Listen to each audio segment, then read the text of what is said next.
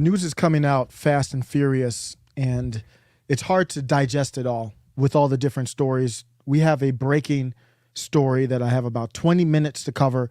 This is a groundbreaking, earth-shattering news that's just come out. I cannot overestimate how important this is.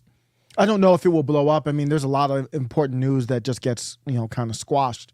But as far as what it should do, it should shake our system to the core.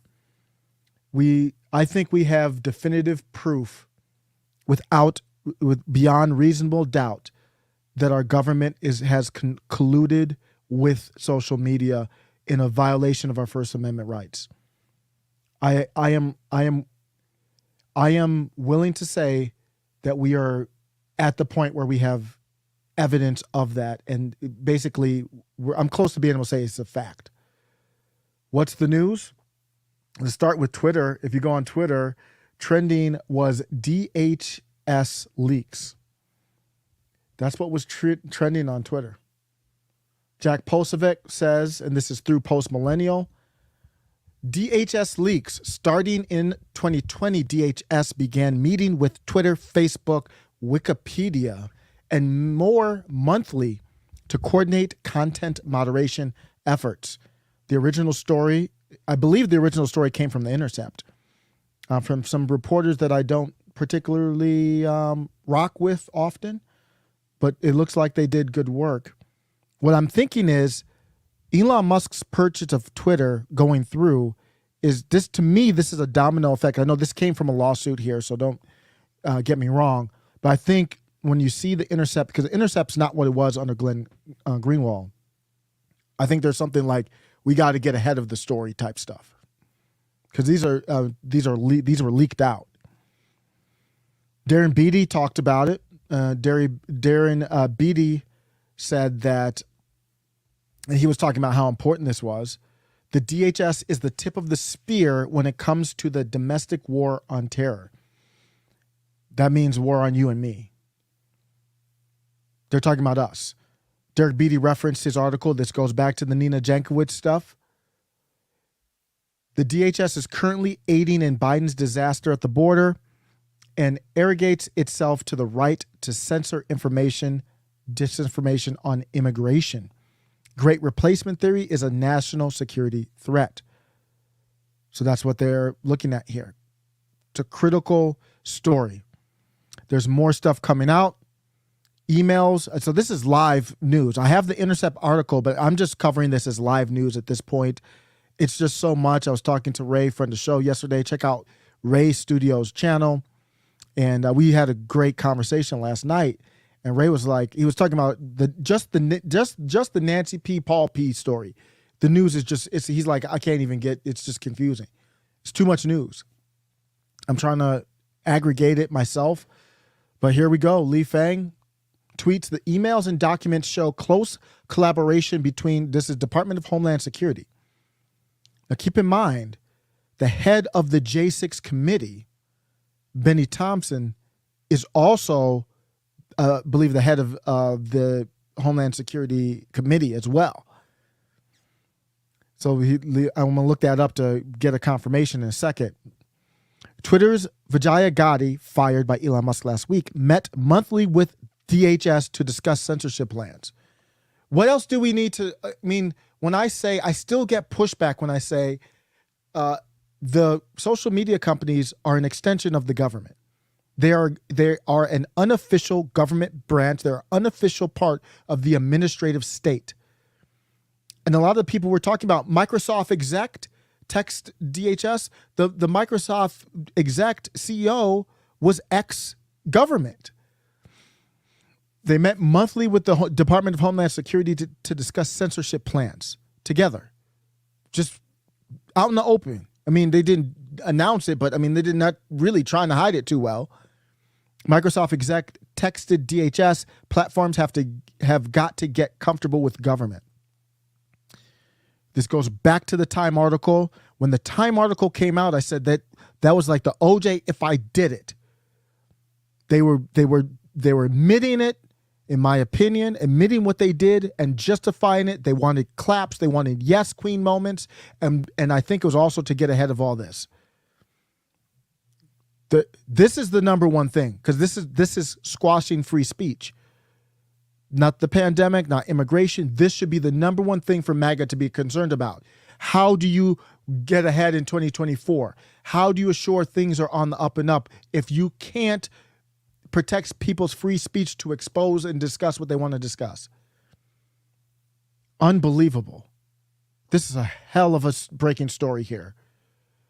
I believe in the Intercept article, Li Fang was one of the Li Fang was one of the writers in the byline of the article. Let's just go through the Twitter timeline since I got, we might get to the article too, but we'll be talking about this multiple times. Doc Show, let me double check. I haven't even looked in the chat if anybody's in. What's up? Thanks for stopping by. Oh, wait, I'm not even sharing my screen. I'm not even sharing the right screen.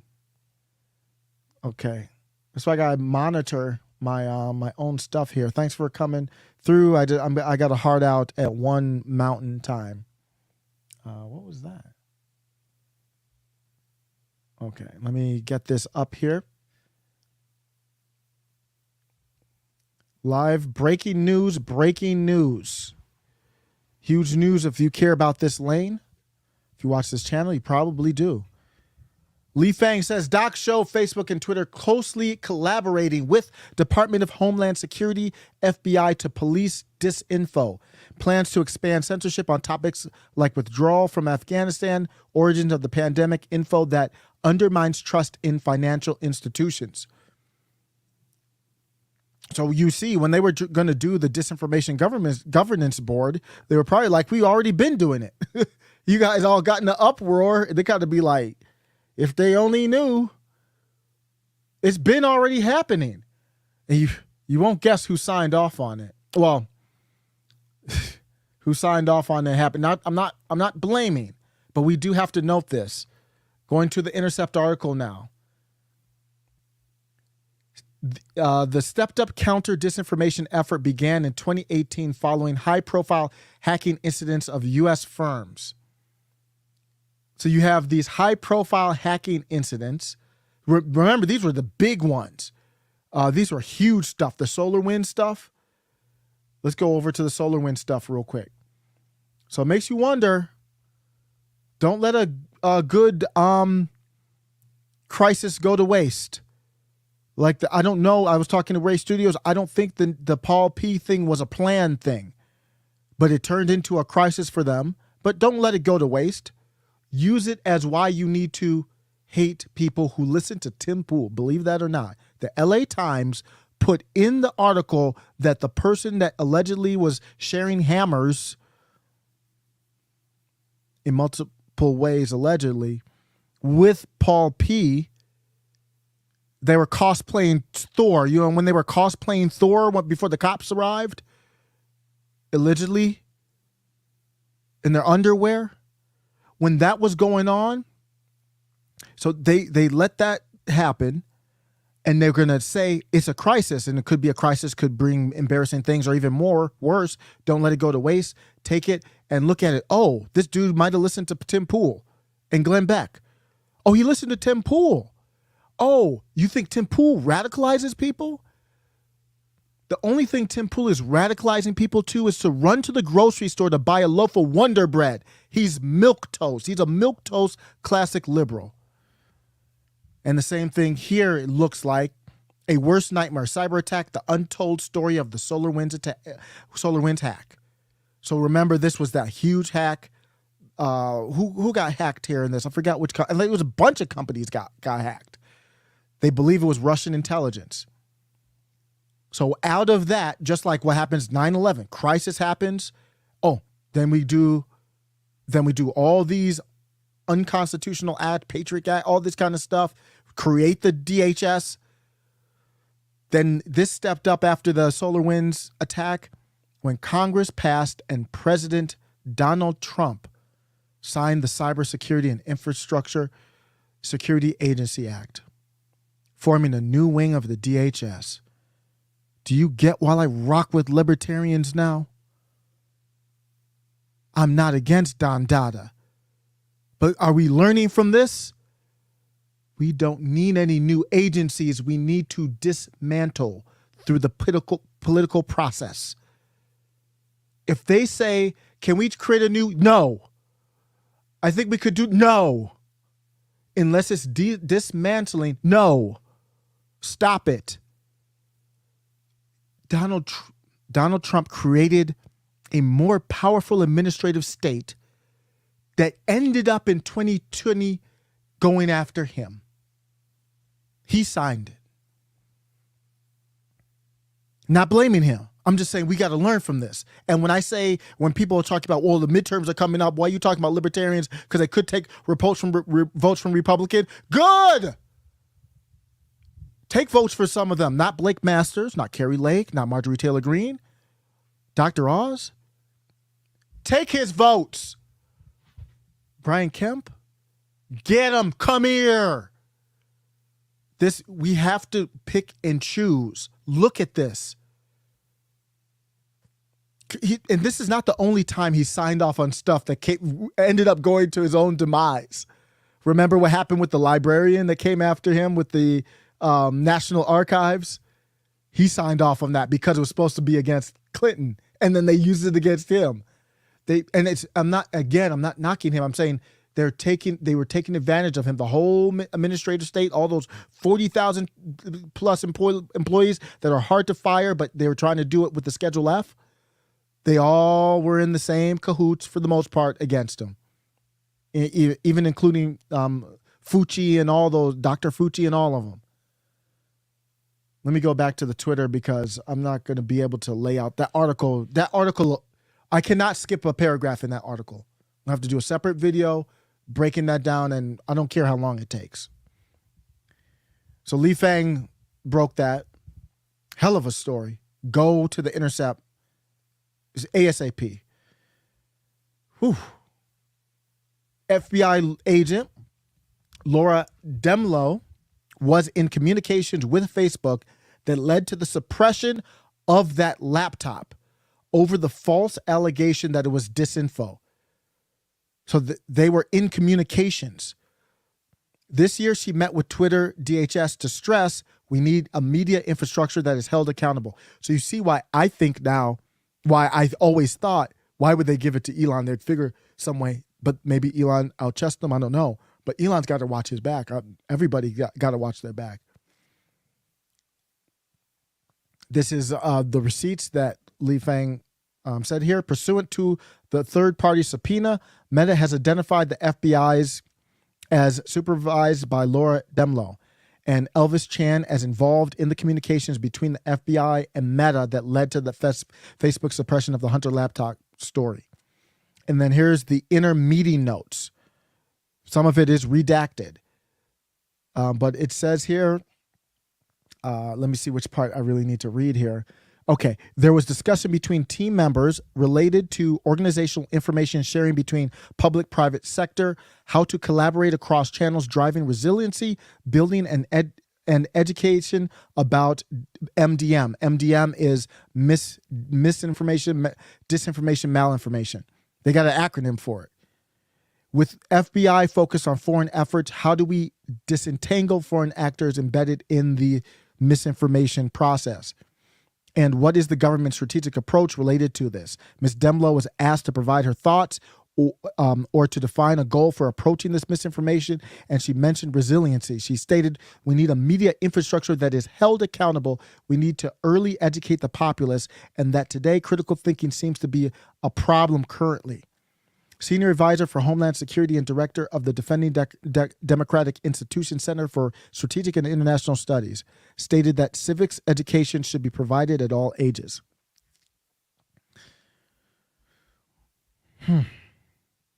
Facebook and Twitter, this is crazy. They had their own portal. Facebook and Twitter created special portals for the government to rapidly request takedowns of content. Not only were they involved in taking down the content, they wanted to make sure it was efficient and expedient. Facebook and Twitter created special portals for the government to rapidly request takedowns of content. The portals, along with these are the non-governmental organizations. So these are the organizations that act like government but aren't government. NGO partners use to censor a wide range of content, including obvious parody accounts and content disagreeing with government pandemic policy. Facebook content request system. They had their own documents and process and everything on paper. Just out in the open. They don't fear the power of the people. Have zero fear of it.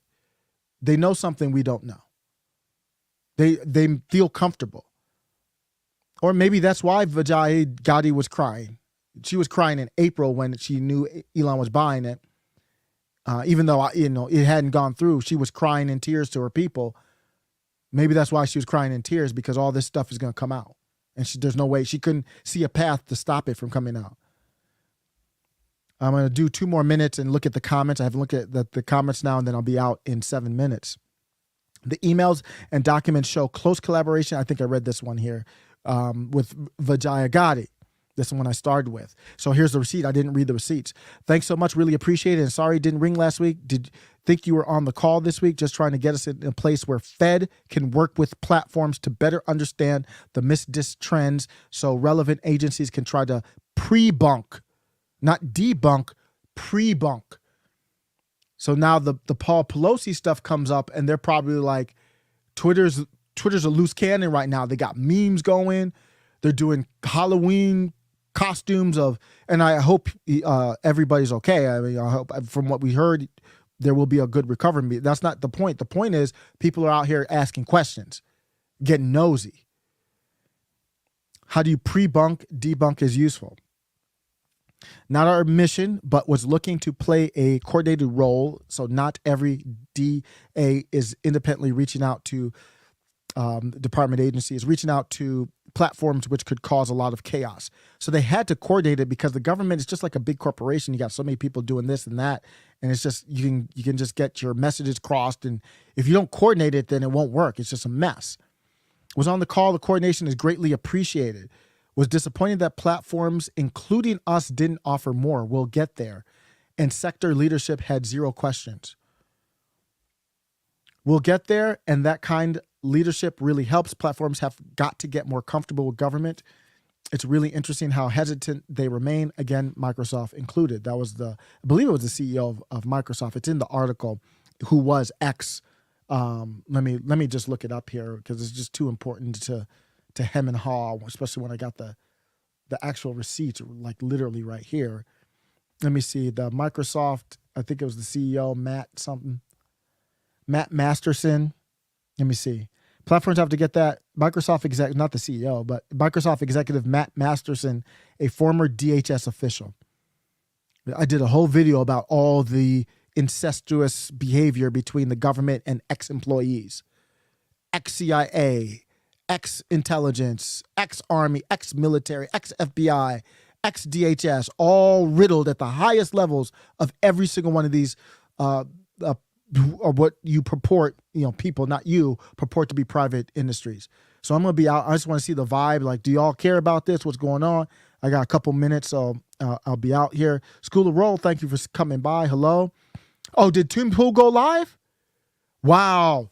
See, Tim doesn't go live unless it's a big story. I didn't get to see him. I saw a Timcast earlier one. So yeah, you got to go live on this. This is crazy. Love this episode already. Thank you, Tommy Flynn Music. Traverse City is in the house. Michigan represent. What up? Good evening. Good evening. Maybe where you are. School of the World, of course. John Vicker says every government worker who participated in censoring speech rather than their duty of protecting speech should be impeached or fired. I'm going to end with that quote. Let's leave that one up there. Josh Vickers, let's leave it up. That's the whole point. Let me get the screen up. That's the whole point right there. We'll leave out with this. Thank you everybody for stopping by. It's going to be a heck of a, man. Are we going to make it to the midterms? Oh man. Hopefully there is some accountability. We the people have to figure out how to bond because right now we're divided. So there's not going to be accountability until you can get I always bring up Jen Perlman because they're on the show, but Kim Iverson and them.